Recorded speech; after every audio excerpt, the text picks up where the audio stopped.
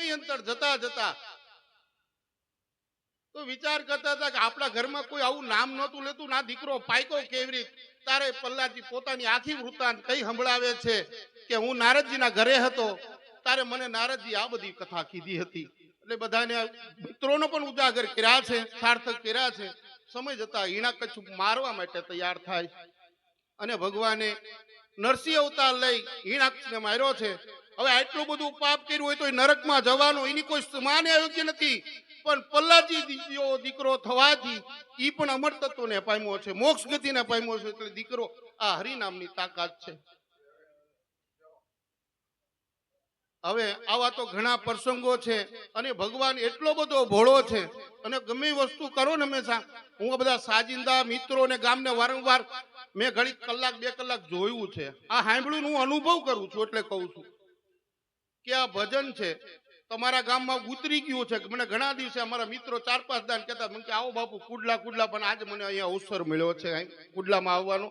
નકર અત્યારે સંતવાણી ભજન કીર્તન બંધ થઈ ગયા છે, પણ એમાં ભાવ જાગે નહીં, પૈસેથી ભાવ જાગતો નથી. આ જે ભાવ છે ને હાવ શુદ્ધ ભાવ છે.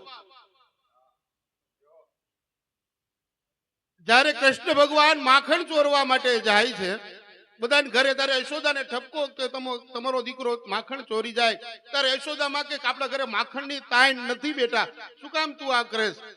પણ કે માં તું કાયમ આપણા ઘરે નોકરો બનાવે છે, તું બનાવી તો મને માખણ ભાવે.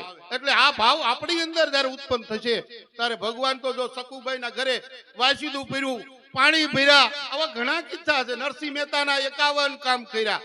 પણ આ બધું આપણે અભિમાન હું અને મારું કરીએ છીએ. હવે બહુ લાંબુ નહીં કરતા.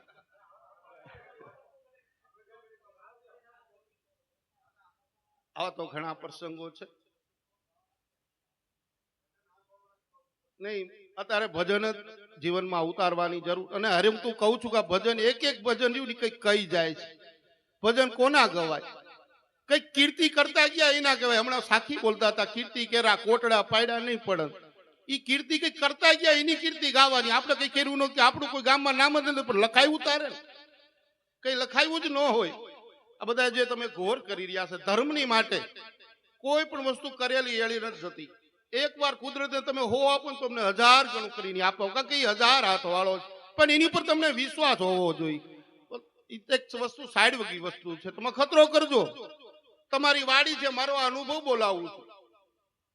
તમારે 5 વીઘાની વાડી હોય ને 2.5 વીઘામાં ભગવાનનું નામ લઈને ભાવથી તમે જે કઈ વાવતા હોય વાવજો, અને 2.5 વીઘામાં એવા ભાવથી વાવજો તેથી મારાથી યાદ કરજો કે 2.5 વીઘામાં સારું પાક્યું ના 2.5 વીઘા નો પાક્યું. શક્તિ જ છે.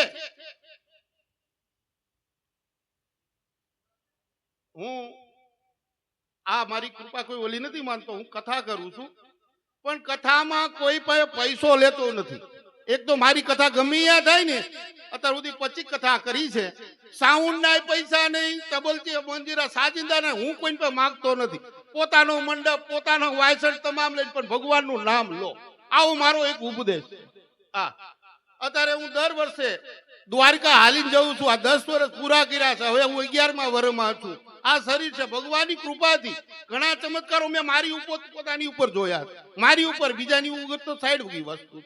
અને એમાં પણ કોઈની પાસે માગણી નહીં કે જાત્રા કરવા જઈશ તમારે રૂપિયો દેવો, 500 દેવો, 1000 ઈમ નામ દેવા વાળા મળે. 3 ટાઈમ રાજસ્થાની રસોઈઓ રાંધે ને એ બધા જય દ્વારકાધીશ એવી સેવા બધા આપતા હોય. બોલીએ દ્વારકાધીશની. ખૂબ આનંદ કરાયો, એવી સરસ બે વાણી કરી ભગતે. મુझे मेरी मस्ती कहाँ लेके आई,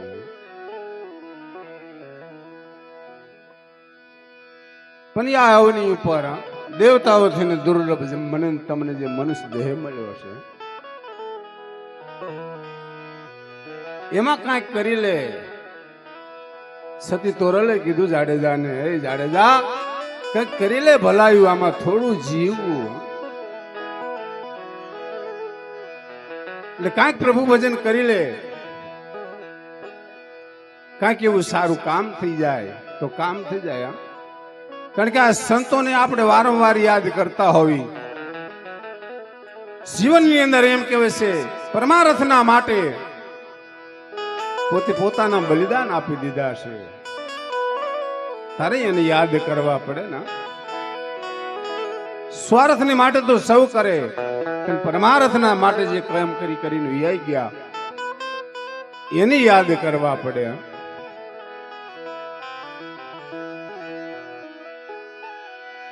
એટલે જીવનની અંદર કોઈ ભલું કામ થઈ જાય તો નામ રહી જાય.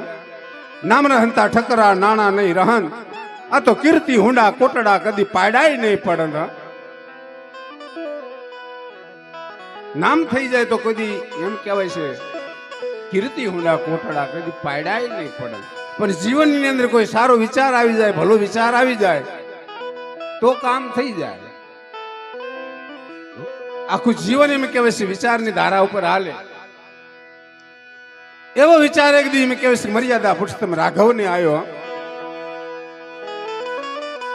કે કુળ રાવણ તણો વિનાશ કર્યા પછી રાઘવને એક દી વિચાર આવ્યો હતો.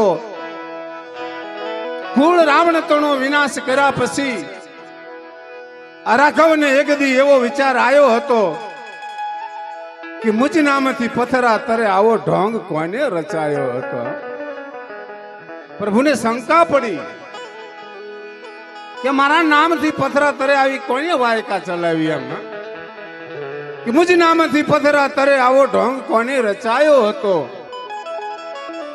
પણ ચડ્યું ચીતડું ચકડોળે રાઘવ આવી ઉભા સમુદ્રને આરે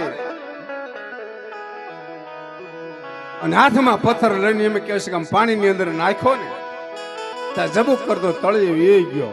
રાઘવને લજા ઘણી આવીને પાછું વળી અને હાલવા ગયા. ત્યાં એમ કહેવાય છે ચોર વિશે છુપાઈ અને હનુમાનજી મહારાજ બધું જ જોતા હતા. કર જોડીને કપી કહે કે પ્રભુ ભૂલ કરી ભારે, તારનારા થઈ અને જો નિર્મા ધકેલો તો આમાં કોણ બીજું તારે. હે મારા નાથ, તારા નામથી પથરા તરે પણ તું જેનો ઘા કરી એને કોણ તારી હકે. તારનારા થઈ જો નિર્મા ધકેલો તો આમાં બીજું કોણ તારે. એટલે એવો એમ કહેવાય છે પરિબ્રહ્મ પરમાત્મા ખૂબ દયાળુ છે. જ્યારે જ્યારે એને અવાજ કરો તો આવીને ઉભો રહી જાય. પણ આપણે કહીએ છીએ ને ભાવથી આંકડો થઈ જાય. હાદ કરે નો આવે, એનો નાદ થવો જોઈએ. જ્યારે મારે તમારી ઉપર વિપદના વાદળા ઘેરાણા હોય અને સગા કે સંબંધીઓ જેથી સાથ ન દે અને નોધારા થઈ જાય તેથી નાથી યાદ આવે. અને તેથી એમ કહેવાય છે કે નાભીનો નાદ થઈ જાય. હે અખિલ બ્રહ્માંડના માલિક, એ નોધારાના આધાર વાર કરજે વાલમ વેલી. અને ઈ ક્ષણે આવીને ઉભો રહી જાય. ક્યારેક અનુભવ કરજો તો સત્ય જ છે, સંતોની વાણી છે બધી કે આનંદ ઘડી મારે ભજવા હરી. આવા સંતો સુહાગી મળ્યા આજ મારે આનંદની ઘડી. સંતો સુહાગી મળ્યા એટલે કોઈ ભગવા પહેર્યા હોય એ સાધુ કહેવાય એવી વાત નથી. પણ જેનો એમ કહે છે પ્રેમી આત્મા હોય, ભાવ ભરેલો આત્મા હોય એને પણ સંતની ઉપના દઈ શકાય. કારણ કે પ્રેમ વિના પામો નહીં હુનર કરો હજાર, કહે પ્રીતમ પ્રેમ વિના નહીં મળે નંદકુમાર. જેને ભાવ અને પ્રેમ હોય ત્યાં અખિલ બ્રહ્માંડ નો માલિક આવીને ભોરી જાય. એટલે સંતોને વારંવાર ઉપના દેતા હોય. કારણ કે અહીંયા પ્રેમ મળે, ભાવ મળે, આ મીઠો આવકારો મળે. જેને જેને અનુભવ કર્યો છે એને ખબર હશે. અને અત્યારે ક્યાંક જાઓ તો જોવા મળે. એટલે વાણીમાં કીધું છે તેજુ પડે કોક તો જાયો એના મહેમાન તો થાયો. અરજુ પડી જેની આવશે નાની આબ જવડો આવકાર. આજુ પડી જેની આવશે નાની આબ જવડો આવકાર. એજુ પડે કોક તો જાજો એના મહેમાન તો થાજો.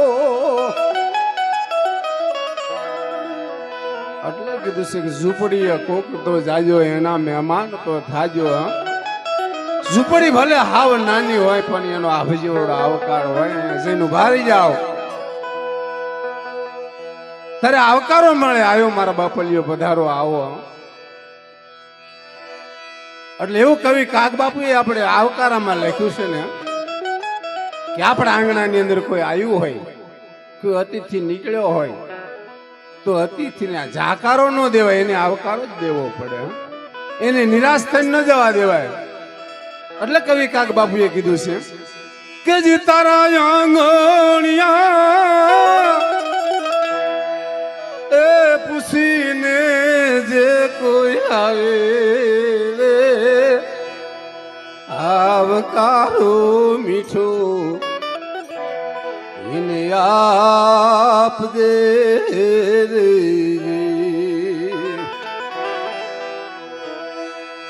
કેમ તમે આવ્યા સજી એ મંડવ કે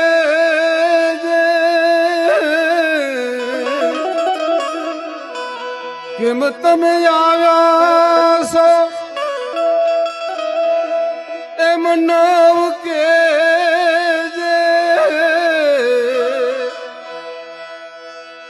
એ ધીરે રે ધીરે બોલવા દેજે રે આવકારો મીઠો રે આપજે રે. એવો કોઈ દુખીઓ આંગણે આવી ગયો હોય તો એને એવું ન કહેજે કે શું લેવા આવ્યો, કેમ આવ્યો, પણ એને આશ્વાસન દેજે અને એને ધીરે ધીરે બોલવા દેજે. તો એની વિપત હશે તને કહેશે. અને પાદરું એમ કહેશો કેમ આવ્યો, શું કામ આવ્યો, કોઈ માણસ વયો જશે અને નિરાશ થઈને જશે. એટલે કવિ કાગ બાપુએ કીધું છે કે આ મીઠો આવકારો દેવો, કોઈ અતિથિ નિરાશ થઈને ન જવો જોઈએ.